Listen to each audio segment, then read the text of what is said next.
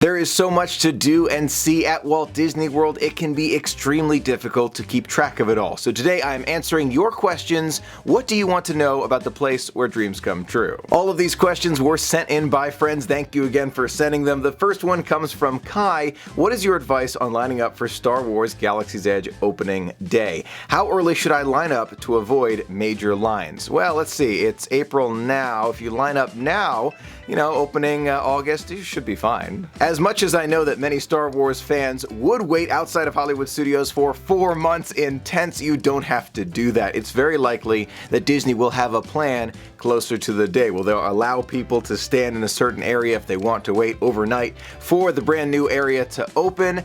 If I had to guess, I would say at the time that the park closes the day before opening day for Star Wars Galaxy's Edge Walt Disney World, there will be an area for a lineup and camping overnight. Like right as it closes the day before, there'll be a line already forming. So you want to be there a little bit earlier than the night that it closes before opening day. That's my advice for now. This could change in the future as Disney gets closer and closer to the official opening date and gives us more information. But for now, I would think about maybe 2 days in advance and then getting in line maybe in the evening or afternoon the day before opening day. The next question comes from Christopher. What do you wish they would use Stitch's Great Escape for? I personally would love a Lilo and Stitch dark ride where you have to help Stitch capture all the experiments. I like that idea. As much as many of us would love another Lilo and Stitch attraction, especially right there because that's where the old one was, I kind of doubt it. I've heard a lot of rumors about Big Hero 6, some Inside Out. Right now, we don't know. Maybe more Lilo and Stitch? Hard to know right now. I think we can expect more news about this location at D23 2019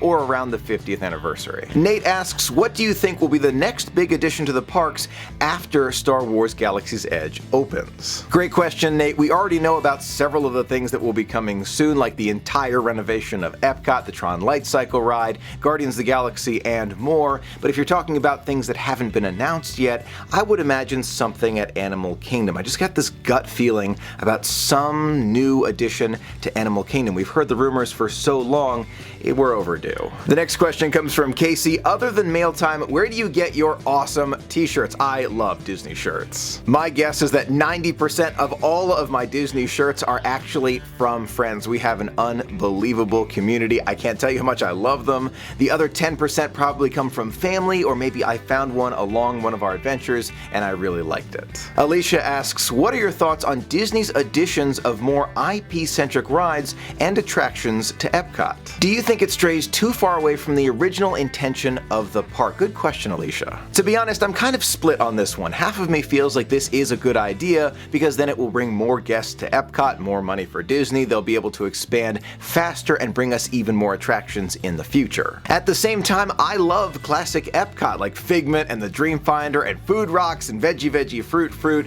but those kind of things don't pull in the guests like they did in the past. The past is in the past. Walt Disney said keep moving forward. Sometimes, yes, I do feel like it is a bit IP centralized. That being said, Disney does try and strike that balance as best they can. I wish I could think of a better way to make every single guest happy, but it must be extremely difficult for them to try to meet the needs of those who really like the older style Epcot versus those who just kind of want to visit the park and see more of those characters.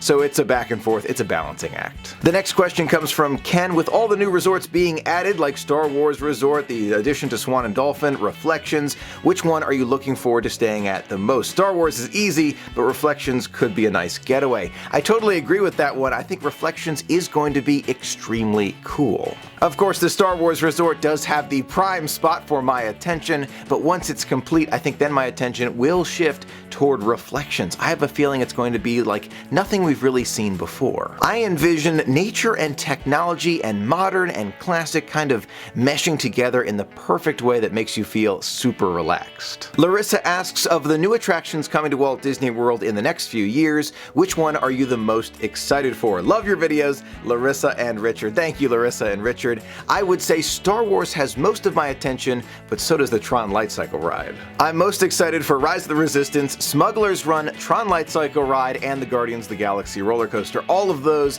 if I had to pick my absolute most excited about attraction, it would be Smuggler's Run. Somehow the idea of piloting the Millennium Falcon and being able to control its movements, like really control it, like if you crash, you really crash, and then being able to see what effects you had on the ship as you exit. Disney told us that that hallway that you walk out of when you exit will change depending on how you did on the ride. I'm so excited for this level of integration. Travis asked a very interesting question. Would I want to split a house in Golden Oaks or split a DVC membership? For me, it's Golden Oaks, hands down. You have your house right there. You stay there 6 months out of the year and then trade off with someone else. It sounds like an absolute dream come true. One day, I would love to live there right on property. One day, maybe. Danny asks, what do you think is the future of FastPass Plus? There have been rumors for the longest time that FastPass Plus will become a paid service at Walt Disney World. Although it's not there yet, we have seen Disney test this idea with the Theme Park Extra, which you can get if you're staying at one of the deluxe resorts. You can pay a significant amount and get more fast passes. Is this working for Disney? Do they want to continue doing this in the future? I don't know, but I would say they're probably really considering it. The way I answer some of these questions for myself is I think about it and I say, if Disney took this away and they made it a paid service, maybe $10 per person per day for paid fast passes, how would I feel about that? How would I feel going to travel to Walt Disney World? How would I feel if I had to pay more for fast passes? I would be uncomfortable with the entire idea, but it wouldn't keep me from going to Walt Disney World. Now, I know that's just me, but I think that there are many Disney enthusiasts and even casual Disney travelers who wouldn't even really be fazed by the idea of paid fast passes. I don't know. I kind of hope that Disney does not go in that direction, but the way that the parks are shaping up, it kind of feels like it's inevitable. My hope is that Disney will find another solution to the problem. Instead of taking away all of the fast passes that are included, maybe make it more for those guests who are staying on property, or maybe just change it up so some of those fast passes go away for paid fast passes, which I do think could happen. I hope it doesn't. I love the fact that fast passes are included for no additional costs, but it could happen.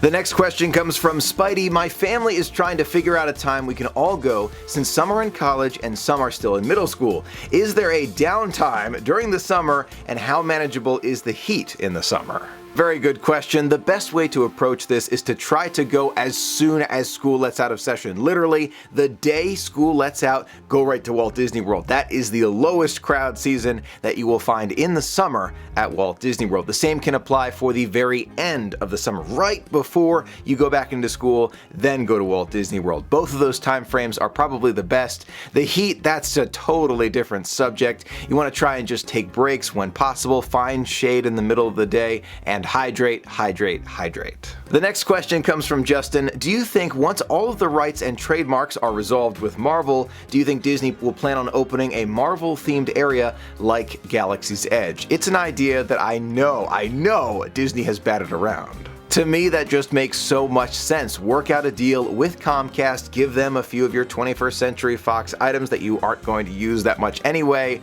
and then use Marvel in the park. Or better yet, build an entire new theme park around Marvel. It's the perfect plan. If Disney's not thinking about it right now, I would be shocked. A question from Zoe. What do you think the next big announcement will be from this year's D23? Good question, Zoe. We will no doubt hear more about the Skyliner system, the updates to Epcot, and everything else that has already been announced, but I would love to hear about possibly more resorts, the Star Wars resort, maybe, just maybe, another monorail. Cross your fingers, I don't know, but there'll definitely be some surprises for D23. I can't wait.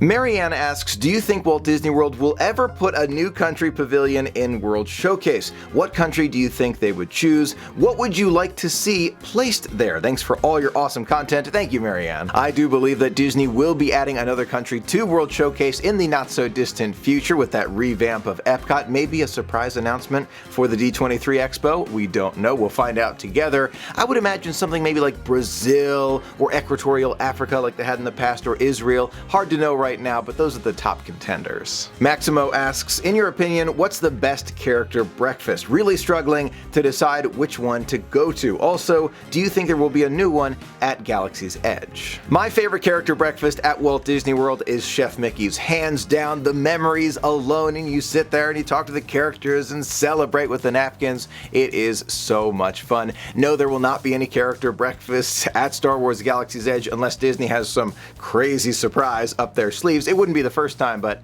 seriously doubt it. it. From Steve, I'm flying from the UK next March and only have 3 days at Disney World before my cruise. Have a lot of fun. What's a must-do and see while I'm there? It will be my first visit to Disney World. Steve, I'm excited for your adventure. Have a magical time. I recommend Epcot for the Flower and Garden Festival. You definitely want to be there since you'll be there in March. And then the other 2 days, I would recommend Animal Kingdom, and it'll be March, so you want to see Star Wars Galaxy's Edge, and you've got to go to Magic Kingdom. So probably get Park Hopper so you can do Flower and Garden Festival, Star Wars Galaxy's Edge. You definitely don't want to miss Pandora, and then Magic Kingdom is definitely going to have a lot of fun going on. So you don't want to miss any of it. I would get a Park Hopper to experience all 4 parks, at least to some degree. Eric asks, on your rest day, how much time would you spend between resort hopping and visiting Disney Springs? Only 1 day to do both. Eric, depending on what time you wake up on that rest day, I would probably start with maybe a morning at one of the resorts for breakfast and then make your way to Disney Springs, since it usually doesn't open until later in the morning, and then experience Disney Springs during the morning and midday, maybe a little bit in the afternoon, and then in the evening back to the resorts. That's just how I would do it. The next question comes from Kathy. If you can't do rope drop to close in the Walt Disney World parks, which is a better strategy? Be there for rope drop or stay until park closing? If I'm choosing between the two, it's definitely rope drop. To me, that experience of opening the park and going to your favorite attraction with minimal, not necessarily low, but minimal wait time is definitely my favorite of the two. That being said, I do love closing the Disney parks as well for those long exposure pictures, but sometimes it does vary based on the crowds. The next question comes from Jessica. How long would you recommend coming to Walt Disney World for when coming from the UK? Good question. Since you have to travel so much further and flight expenses are definitely much higher, I recommend staying for as long as possible. For me personally, that means 7 days, 10 days if possible. The longer, the better. Blake asks, were you ever able to ride the original Journey of Imagination? I sure was when I was a kid, and I loved it.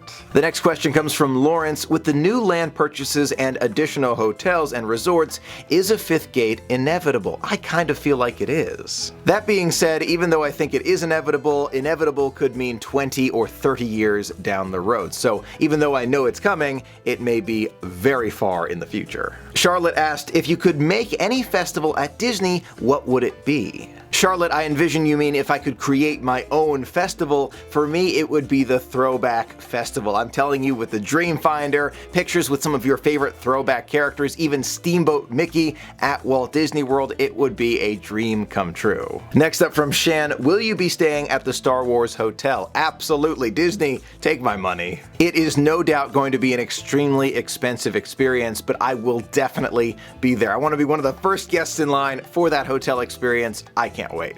Jason asked, if you could bring back only one past attraction to the parks, which one would it be? For me, it is that original Figment experience, but I don't want to forget about Food Rocks. Food Rocks is awesome too. Next up from Lisa, do you still get to use the PhotoPass photographers if you don't purchase the package? Good question. You do not have to have the memory maker for the PhotoPass photographer to take your picture. They will take one with their camera so that you can buy it if you want to, but you can also hand them your phone or camera and they'll take your picture with that as well. Nellie asks, any plans to stay at a deluxe resort soon where you would spend less time at the parks? The reason why I like to stay at value resorts at Walt Disney World is because I spend so little time in the resorts, and I like to go to Walt Disney World a lot throughout the year, so I try to conserve money where I can, and the resort makes a lot of sense to me. That being said, I do want to stay at the deluxe resorts again in the future. I definitely miss them, but visit them when I want to. A very interesting question, how much do you think the Star Wars Hotel will cost per night? We're looking at $1,000 or $1,200 for the 2-night experience. I know it's going to be super expensive, but worth it. The next question comes from Kayla. What attraction that is exclusive to Disneyland would you like to come to any of the Disney World parks? For me, I would say maybe the Matterhorn or Indiana Jones. I love the Indiana Jones ride. Now that being said, I have not had the opportunity to ride the Incredicoaster or Mission Breakout, two I really want to experience next time we're in California. Thank you again for sending in your questions. I hope you enjoyed this video. If you did, give this video a thumbs up so that I know we should do more of this type of video in the future. Thank you so much for being a part of the magic with me. Until next time, have a magical day.